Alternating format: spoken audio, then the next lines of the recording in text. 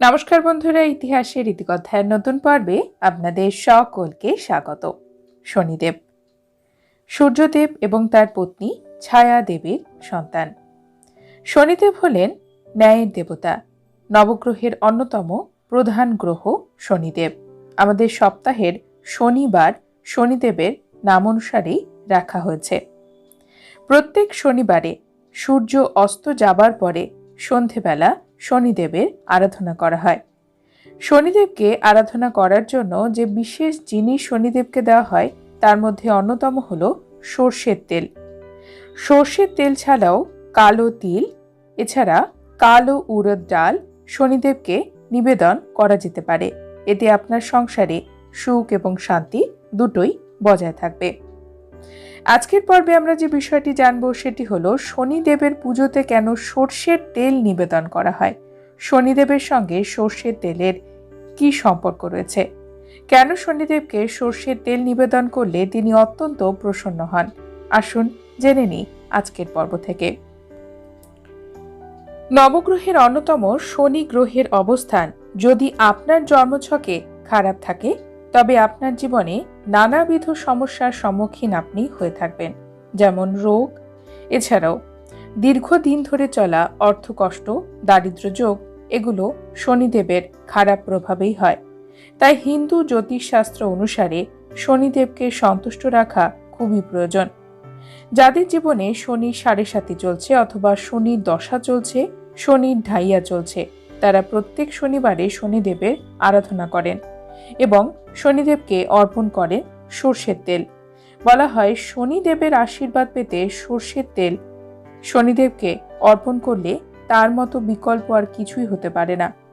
এই তেল যদি আপনি ভগবান শনিদেবকে অর্পণ করেন এবং এই তেলের প্রদীপ জ্বালান তাহলে তা অত্যন্ত শুভ বলে মনে করা হয়। আমাদের প্রাচীন গ্রন্থে শনিদেবের সঙ্গে সর্ষের তেলের যে সম্পর্ক রয়েছে সেই নিয়ে রয়েছে নানান কাহিনী, যেমন হনুমানজির সঙ্গে তার সম্পর্ক। রামায়ণের কাহিনী থেকে জানা যায় রামেশ্বরম থেকে লঙ্কা পর্যন্ত তৈরি হচ্ছিল রাম সেতু এবং সেই সেতু তৈরির সময় তার রক্ষণাবেক্ষণ এবং নিরাপত্তার দায়িত্ব ছিল হনুমানজির ওপরে। একদিন হনুমানজি যখন একটি গাছের নিচে বসে ভগবান শ্রী রামচন্দ্রের জন্য প্রার্থনা করছিলেন, সেই সময় সেখানে উপস্থিত হলেন শনিদেব এবং তিনি ভগবান হনুমানকে তার চোখ খুলে তার সাথে যুদ্ধ করতে বলেন। তিনি হনুমানজিকে বলেন যে শুনেছি তুমিও খুব শক্তিশালী, তোমার শক্তি কতটা তা আজকে আমি দেখব এই যুদ্ধের মাধ্যমে। এরকম করাতে হনুমানজি একটু অসন্তুষ্ট হলেন। তিনি বললেন তিনি শ্রী রামচন্দ্রের বন্দনা করছেন, ধ্যান করছেন, তাকে এই সময় বিরক্ত না করতে। কিন্তু শনিদেব কিছুতেই ছাড়ার পাত্র নয়। তখন হনুমানজি শনিদেবকে বন্দী করলেন তার লেজের সাহায্যে। হনুমানজি তার লেজ প্রসারিত করলেন এবং ধীরে ধীরে তার লেজের সাহায্যে শনিদেবকে বাঁধতে শুরু করলেন। কুণ্ডলীকৃত লেজটি শক্ত হতে শুরু করল। ভগবান শনিদেব যদিও নিজেকে মুক্ত করার আপ্রাণ চেষ্টা চালিয়ে যাচ্ছিলেন, কিন্তু তিনি ছিলেন অক্ষম। তিনি হনুমানজির লেজের বাঁধনে আবদ্ধ হলেন এবং হনুমানজি যখন তার লেজ উপরে নিচে করতে লাগলেন তখন শনিদেব সেতুতে তার দেহ আঘাত পেতে লাগলো এবং শুরু হলো রক্তপাত। এরপরে শনিদেবের সারা শরীরে অসহ্য ব্যথা হতে শুরু করলো। তিনি হনুমানজিকে অনুরোধ করলেন, দয়া করে আমাকে মুক্ত করো, আমি আমার ভুল বুঝতে পেরেছি, এই ভুল আর কোনোদিনও করব না। ভগবান হনুমান তখন উত্তর দিলেন, আপনি যদি প্রতিশ্রুতি দেন ভবিষ্যতে কখনো রামের ভক্তদের কষ্ট দেবেন না এবং রাম ভক্তদের কখনো কোনো কাজে বাধা দেবেন না, তাহলেই আমি আপনাকে ছাড়ব। প্রচণ্ড বেদনায় শনিদেব হনুমানজির প্রতিজ্ঞা শুনলেন এবং তিনি বললেন, আমি যা বলবো এবং তাই আমি করব। আমি কখনোই আপনাকে অথবা রাম ভক্তদের কোনো কাজে হস্তক্ষেপ করব না। হনুমানজি এরপরে শনিদেবকে মুক্ত করেছিলেন, কিন্তু শনিদেবের সারা শরীরে ছিল ক্ষতচিহ্ন। সেই অসহ্য ব্যথা থেকে হনুমানজি শনিদেবকে মুক্ত করেছিলেন তার গায়ে সারা শরীরে সর্ষের তেল লেপন করে।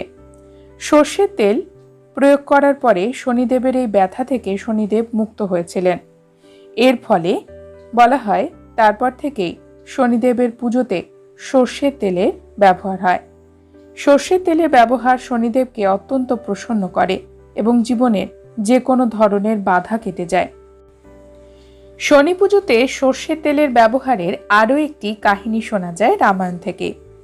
কাহিনীটি এইরকম: ভগবান হনুমানজি যখন সীতা দেবীর সন্ধানে লঙ্কায় এসেছিলেন, তখন তিনি দেখলেন লঙ্কাতে রাবণ শনিদেবকে বন্দি অবস্থায় রেখে দিয়েছেন। তখন শনিদেব হনুমানজিকে মুক্ত করার জন্য অনুরোধ করেছিলেন।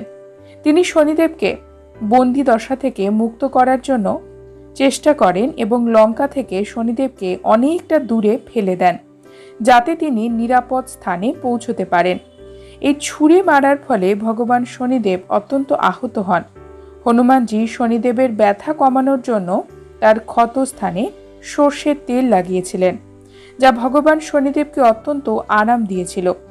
এই কারণে হনুমানজির সর্ষের তেলে প্রয়োগ করাতে তিনি খুশিও হন এবং শনি ভক্তরা এরপর থেকেই ভগবান শনিদেবকে তার আশীর্বাদ পাওয়ার জন্য সর্ষের তেল দিয়ে থাকেন। শনিদেবকে সর্ষের তেল নিবেদনের সেরা দিন হলো শনিবারে।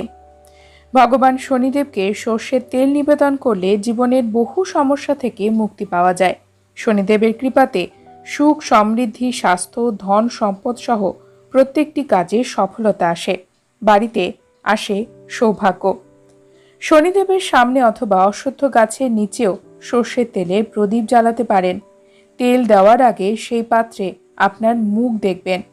সম্ভব হলে কোনো গরিবকে সর্ষের তেল দান করুন, এতেও শনিদেব খুশি হন। আপনার ভাগ্য উজ্জ্বল থেকে উজ্জ্বলতর হবে। বন্ধুরা, আজকের পর্ব এই পর্যন্তই।